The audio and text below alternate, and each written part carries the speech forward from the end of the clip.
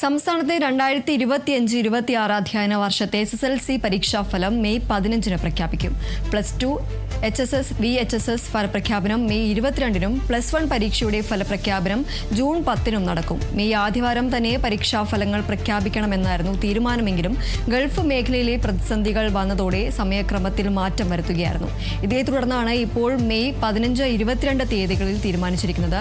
സംസ്ഥാനത്ത് 4,17,497 വിദ്യാർത്ഥികളാണ് SSLC പരീക്ഷ എഴുതിയിട്ടുള്ളത്. മൂല്യനിർണ്ണയ ക്യാമ്പുകൾ ഏപ്രിൽ 16 മുതൽ ആരംഭിച്ചിരുന്നു. 72 മൂല്യനിർണ്ണയ ക്യാമ്പുകളായിട്ടാണ് മൂല്യനിർണ്ണയം പൂർത്തിയാക്കിയത്. അതേസമയം മൂല്യനിർണ്ണയത്തിൽ പങ്കെടുക്കാത്ത അധ്യാപകർക്കെതിരെ കർശന നടപടി ഉണ്ടാകുമെന്ന് വിദ്യാഭ്യാസ മന്ത്രി വി. ശിവൻകുട്ടി പറഞ്ഞു.